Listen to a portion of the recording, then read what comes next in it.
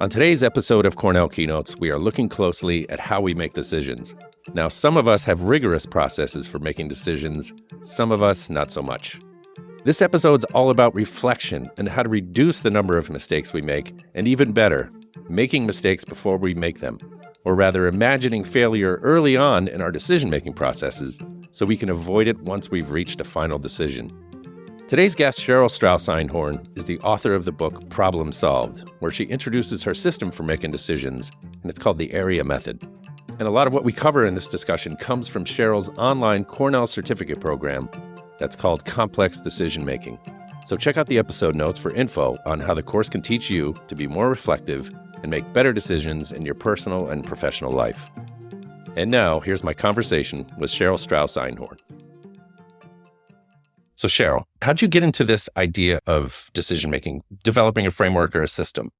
So my background is in investigative journalism. Yep. And I spent over a decade at the business magazine Barron's. And while I was there, I ended up specializing in what you might call the bearish company stories that take a skeptical look at a company's finances or at their strategy. And when these stories came out, there was a really outsized reaction. Some companies went out of business. Sometimes regulators would get involved. One company was raided by the FBI. Sometimes the stock exchange would halt the shares of the publicly traded companies that I wrote about. For one company, the CEO was sentenced to 10 years in jail after a series of the investigative articles. And I just started to think about, how do I know that I'm telling stories that are true, that should be told? And how do I know that I'm thinking about the incentives and motives of the people who are talking to me about these stories? And I just realized that I should take a closer examination of the decisions that I was making. And at the time, there was research coming out saying we all have these mental mistakes, what we now call our cognitive biases, that we see the world as we are, not as it is. And so there was no real framework out there to really think about testing our assumptions and judgments, to make evidence-based decisions that really involve other stakeholders. And so I thought, with my background in research, maybe I'll put something together, and that became what we now call my AREA method. Why get better at making decisions? What's the business case for it?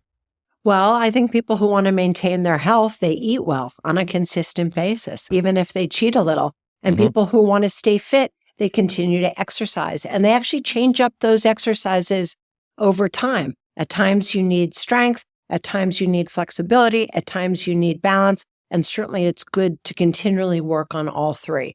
And decision-making is the same way. When you feel good about a decision, your mental and physical health are impacted. Sure. And so it's something that we want to continue to work on. Complex problems are complex. And so it takes continual effort to continually feel satisfied by the decisions that we make. Yeah. Okay, let's get into the meat of our conversation, Cheryl. The title of your recent Harvard Business Review article is called How to Learn from Your Mistakes. Tell us how you came up with this idea. Well, I came up with the idea partly because I make mistakes when I make decisions, but also more often than I would like, but also in working to support other people who are making high stakes decisions. I, more often than I would have thought, see people wanting to just move on. They've made a mistake, something hasn't worked out, it's of consequence, and they want to move away from that. And I just thought, what is it that is keeping people from learning from what is essentially their own personal data set? That if they mine it, that they could hopefully make fewer mistakes and feel better about themselves and their decisions. Repeating mistakes over and over. Yes. What does that tell us about ourselves? I think, one, it tells us that self-awareness is difficult. It is. Even if we're somebody who wants to have self-awareness, I think it's a constant struggle. And I think the other thing is sometimes it's difficult to know what to look back on or how to examine it and unpack a past decision to really get at the root of what is the mistake, and then how do you think about what can I do differently next time? And then again, bring that self-awareness when you next experience something that's akin to the decision that you made that you have some regret about, to actually put that into action. So when you think about, hopefully, ideally, we're learning from our mistakes as we go, right? We are growing older and wiser. What do we look to learn? How do we kind of structure that revision of the past, or the revisiting the past, rather, in order to learn from that mistake? How do you talk about that? Well, one tool that I think is very easy is called a rear view mirror exercise. Okay. Take a decision that you have that didn't work out well and go back over what was the decision that you made, what happened that you were unhappy about, and really sort of think about what was the outcome you were hoping for, and then see if you can examine those factors and say to yourself, if I had the great good fortune to do this again, what would I do differently? Because now you're beginning to imprint a new pathway forward so that you're priming yourself for the next time that you face something to recall that you've already reimagined that there's a better way that you wanted to handle that situation. And you just mentioned a tool. I should re-mention that complex decision making, you're the certificate author of this 4-course program. Yes. How does what we've just talked about, are these tools that are part of the instruction that people can find at eCornell in your courses? Absolutely. These tools are embedded into that course. And actually, that course, I think, allows anyone to take it to select a high-stakes decision of their choosing, personal or professional, and apply it through my area method system. And I'm the facilitator of that course. So they'd also be working with me, having an opportunity to ask questions and so on. And I would be guiding them through the area method to help them with that decision-making process. And actually, in the area method, the E letter is exploration and exploitation, and it gives you an opportunity to do some creative exercises to, as you mentioned earlier, make your mistakes before you make them. These exercises help you to think about your hypotheses for the different pathways that you might move forward and to match them up against the evidence that you have so you can really test your assumptions and better bring out where you might be making unfounded assumptions and increase the likelihood that the decision can succeed for you. I think the fact that thousands of people register for this tells us something, right? You and I can talk about the importance of decisions and, how we learn from our mistakes and things along those lines. But I think the most critical takeaway in the through line in this conversation from here on out should be that this is something you can learn. This is something you have to work on. It's not easy. You're not going to learn it by the end of this 45-minute discussion, right? And that's what I really appreciate about your work, is that it gives us frameworks to do all these things that sometimes feel like abstractions, yes? It can certainly feel abstract, but the idea that there's a process, I think, is a liberating and equitable tool. Anybody can use it, and it sets up the guardrails to help keep you along a pathway that, if you continue to follow it, hopefully will help you get to an outcome that is satisfying for you. You mentioned writing a book or creating tools to help people make high-stakes decisions. Of course, there's low-stakes decisions, and that's part of our life, right? It's a series of decisions every single day. Right. Do we learn equally from all of them? I don't know. Do you distinguish between high-stakes, low-stakes decisions? Are there some that we can learn more from than others? Well, I think certainly when you can see the impact, that's a decision you can really learn from. Right. And sometimes we make a small decision and it turns out to be a big decision. And we may have missed that. Well, let's say in the way that we're listening or valuing a colleague in a meeting. We may be on to the next meeting in our mind and getting up and leaving, and we may have completely missed that there was something important going on for somebody else. And I think this idea that, we need to always be self-aware and present in the moment is a constant struggle. And recognizing at times when we have made a mistake, I think is something that is so powerful because we can learn from it and we can say we're sorry and we can do something new because we're constantly learning as humans. Right. When you start getting into the mindset of the Cheryl Einhorn courses, you're thinking about decisions and prioritizing them and thinking about them with a new, fresh, analytical kind of way. Well, the idea is to really have an opportunity in a process like the area method to explore these different pathways and to also think about failure. Before you make a decision, there's a really useful tool that anybody can use called the pre-mortem. Just imagine before you begin to execute the decision, that it's failed? Can you identify how it's failed? Well, once you're able to do that, you can see where are there vulnerabilities and weaknesses in your plan. Then you can shore them up to strength test your path forward and increase the likelihood that you can succeed. Before we started talking here, we were talking about this idea of looking back, reflection. Not all of us are good at that. Tell me a little bit more about how you think about that. Well, I think that part of it has to do with self-awareness, which, as we spoke about, is difficult. And having self-awareness allows us to be able to see that there are things we might want to do differently and to give us the opportunity to look back and to excavate those past decisions. And I think that that's something that offers us unlimited opportunities to do new things, be somebody who's a little bit different each day, and be closer to in alignment with our values and the way that we want to show up in the world. And this kind of lines up with what Peter asks, do you have a tool or have you developed a method for reflection itself? Any heuristics or anything within your world that helps people frame the way they look back at decisions? Well, I think the rear view mirror exercise that I mentioned certainly is a very easy version. And also in the Harvard Business Review article, you'll see how I helped somebody actually go through the logical progression of the rear view mirror. So you also have an example of how somebody's used it, and that can be really useful when you're mapping your own problem into it as well. Mm-hmm. Thinking about all this may make some of us emotional, right? In some way, or recalling emotions or going through, the feelings that we feel when we've made some bad decisions or good ones, right?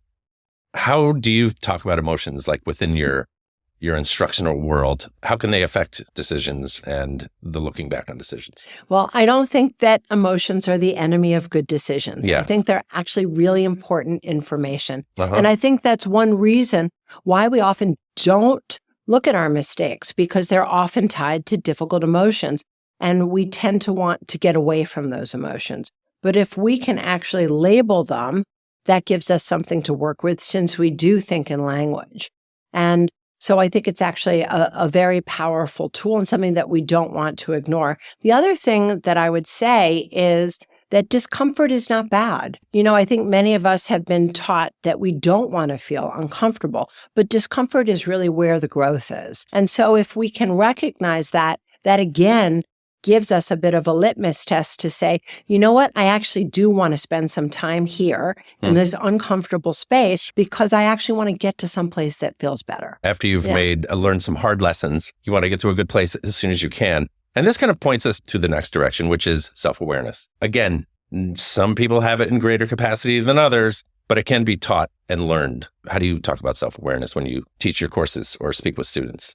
Well, I think one of the ways that I talk about it is partly by educating people about these cognitive biases and the mental mistakes.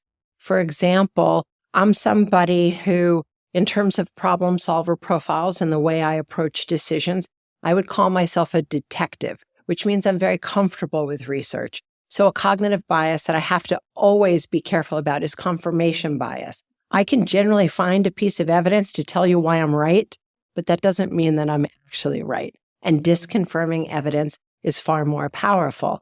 And so I need to constantly remind myself that just because I can find a data point that supports my way of thinking, that doesn't mean that it's right in that situation or that it's right in the absolute.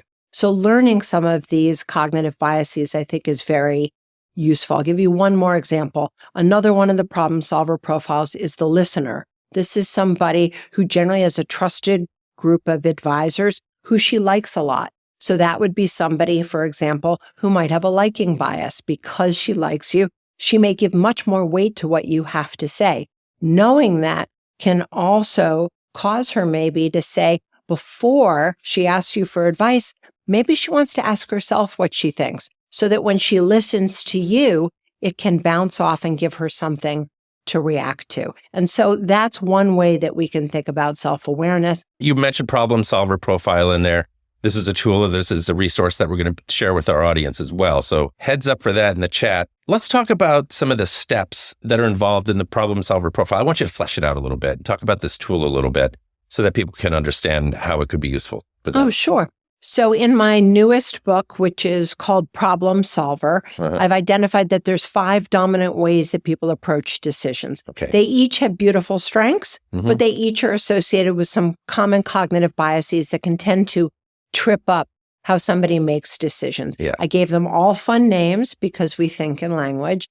And so they are the adventurer, the detective, the listener, the thinker, and the visionary. The adventurer is somebody who's a confident decision maker and generally has a very strong internal gut. She's able to identify the next step, move through a decision quickly, and a cognitive bias that might be associated with that is an optimism bias. Because she favors forward momentum and wants to take a decision quickly because it feels right to her, she knows that if she gets it wrong, she always has the next decision that she can make. And then the next one is the detective, somebody who favors data. I told you that I am a detective. That's you. And that one of our blind spots is the confirmation bias that we just talked about. Yes. The listener, we also just mentioned, this is our most collaborative, cooperative decision maker. This person knows how to gather the wisdom of others, but she often has a tough time identifying her own internal voice. And a cognitive bias for her would be the liking bias or also social proof, where she may overweight the wisdom of the crowd instead of actually listening to her inner voice. The thinker is our most contemplative decision maker. This is somebody, the action is between their ears. They want to understand the why behind the decision, and they really want to understand their options. They can end up in a relativity bias where they compare one option against the other and too narrowly confine a problem. And then finally, our visionary is our big, creative, blue skies kind of a decision maker. They can see things that are potential, not just practical. And this can have a saliency bias where one thing can seem to make a decision true outweighs everything else. But when you want somebody who's your creative problem solver, they're a great person to have a seat at the table. Yeah. So you can see that they each bring a very different way of looking at a problem. And that's why intellectual diversity in our teams, in our families, in our friendships is something that can really give us a more fulsome understanding of the problems we solve. So if we've assessed ourselves and categorized ourselves as a particular type of problem solver, what's the path forward? Then what do you do? Well, first, I think it lets you know what your strengths are and also where you may have some limitations that you want to challenge and work on. I'll just give you a quick example since we're talking about past mistakes. I have one daughter that lives very close to where I live. We're in the same time zone. I have another child who lives very far away in a very different time zone. And I found that I would interrupt my local child when my distant child called. Okay. And what that made me recognize is it could make my local child feel devalued, not as important. And when I was able to categorize that as a mistake, I was able to apologize, but I was also able to schedule with my distant child phone calls that would not be interrupting anybody else and give us dedicated time together. And that's something that I think was a great lesson to learn for me. And then where did you go from there? What did that particular decision unlock for you? It unlocked a couple things. One, like I said, I was able to apologize to my local child who actually hadn't said anything, but she so appreciated that I noticed and that I did apologize for that. Yeah. And then for the child that lives far away, it was also better for her because I was able to say, given our time change, there's a perfect slot where you can call me and I can call you, and it's not going to interrupt anything else. And that's super early in my East Coast morning. And so now we always have a call at the same time of day. It was the rare win on every part of looking at a mistake, finding the awareness that I was doing something that I wanted to fix and having a new pathway after I examined with the rear view mirror what I was doing wrong. I want to tell you about the story that I used in the Harvard Business Review article because it was about this female leader who was getting ready to create a new post at her company, chief of staff, very senior hire. But they had just had a disastrous, very senior hire in another part of the company, so disastrous that about 4 months after finally making the hire, the person left. And in looking at these answers that we got here, the CEO was blaming her head of HR. Oh, I didn't get enough good candidates. Oh, the time was too compressed to make the hire. But when we did the rear view mirror exercise before she engaged in this brand new high stakes hiring process, what we noticed was that, in fact, she could do three things differently. One, she could have a longer time to find the applicant, and she could just erase the time urgency. Second, she could actually conduct more thorough interviews herself of the candidate, more simulation questions for the type of duties that the person would have to carry out. And third, she could also call more references and spend more time with those references. So in doing the rear view mirror, she was able to have much greater confidence in her head of HR. It wasn't his problem at all, and much greater confidence that she could better control a better outcome by doing a more thorough interview process. There's a through line in the article about slowing down to make better decisions, right? Managing it in a measured, careful way. But there's also times where making a decision quickly works well too. Tell us about that. Well, I was talking before about the problem solver profiles, and the adventurer and the visionary both can move quickly and for different reasons. The adventurer because she can easily identify a next step, and a visionary because they tend to have very strong conviction in their decisions. For the rest of us, the detectives, the listeners, and the thinkers, we tend to go more slowly. But guess what? We are not less accident prone. So going slower doesn't mean we're going to eradicate mistakes, but certainly knowing what to do when we slow down to examine the pathways forward, the people who are involved, and our own expectations can really help us to make more satisfying decisions. I think a lot of what you're talking about too, we're considering this in kind of a personal, the me professional kind of way, but this can be applied to teams across departments, et cetera. Tell us how we scale up. Well, I think these same tools are accessible and equitable to everybody. You know, a team that has just had a problem at work, they can do a rear view mirror exercise as a cohort. As a cohort.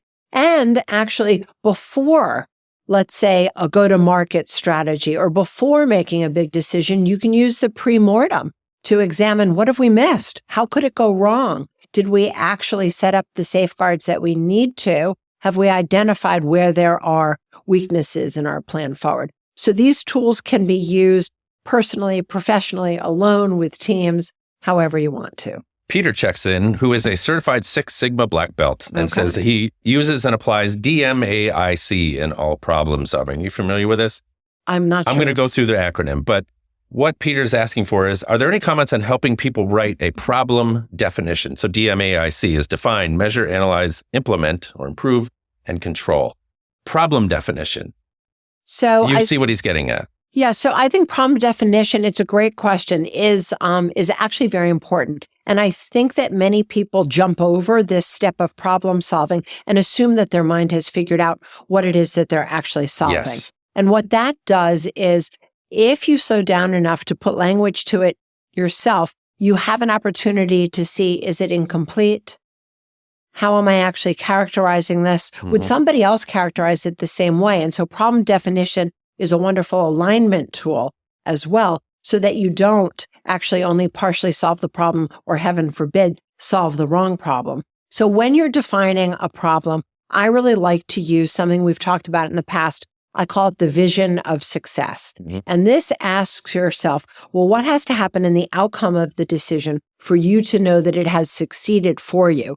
What that means is, if you can answer that, is you'll have both the problem in the statement, but you also will identify those few criteria that actually will let you have a measurable identification of what success is. So I suggest that's something, Peter, that you try. And this tool is written up in my first book, Problem Solved, where you can see how other people have applied it. So you have a variety of examples. So no matter what problem you're solving, you will have seen different approximations. We have a viewer who asks a question, and I'm thinking of it in the group cohort or, making decisions among your peers and having a system for doing so. Chuck asks, how do you address dilemmas in decision making, like in the case of where there's competing values, shifting priorities, things along those lines. Those are variables that quite often we can't control, but how do we deal with them? Well, I think alignment becomes very important. So this vision of success tool is something that everybody would be agreeing on what success looks like. Once you start to execute the decision and circumstances are changing around you, it should be a living, breathing vision of success, meaning you should be updating and iterating as you're gathering information and better understanding and synthesizing what it is that you're actually solving. So I think that's something that could help. I think that's a lovely question. Thank you, Peter and Chuck, for those back to back. You're doing some work in artificial intelligence and decision making. Tell me about the work that you're doing and how you do it. Thank you. So I designed a course for LinkedIn in AI and decision making, and now I've been working on a book about the same topic. And really what I've come to appreciate is, AI is this incredibly powerful tool. It's great for brainstorming. It's great for gathering more information together and more quickly than we ever could. And it is also really good at synthesizing information, but it doesn't know what we know. And so if we can lead AI, then we can give it prompts that are really going to help us to solve something that is meaningful and relevant to what we're working on. Great. So we'll look for those. Yes. The book is coming out when? Well, the book is due at the publisher March 1st. Okay, you're getting there. So hopefully it will come out by the end of the year. Good luck through the rest of the editorial process. Thank That's you. the most grueling part. It is a grueling All right, part. I wish you the best of luck. More tool time. You've got a tool to send us out with that'll help our decision-making process. So if people go to app.areamethod, so it's app.areamethod.com, you will find 2 self-assessments that you can take. Okay. One is for the problem solver profile that we discussed, and there you will self-categorize yourself after taking a brief quiz into which one of those dominant decision-making profiles is yours. And then it will give you just a little bit of information about what your profile means. And then my newest book, Problem Solver, can help you really think about how do you use this yourself? How do you use it with your home team or with your work team? I personally have found that this piece of research transformed my relationship with my mother. And it gives me, I think, a really active way to listen to other people, to better understand what's important to them when they make decisions. And then the other tool that you'll find at app.areamethod.com assessment is what I call my research on decision-making myths. And these are the most common decision-making mistakes. And you can take the quiz and it will show you 2 things. One is which of the most common decision-making mistakes is actually a problem for you, but then it will also give you your superpower. Which of these most common mistakes do you circumnavigate around? And this may be an issue for others, but you actually do pretty well. And we would love a lot of people to take this because we would love to get a really big data set that we can help share back with people what it is that we're learning. Great to have you in the studio again. Thank you, Chris. Thanks so much. Thanks for listening to Cornell Keynotes. Check out the episode notes for information on Cheryl Strauss-Einhorn's online courses on decision-making from eCornell. Thanks again, friends, and please subscribe to stay in touch.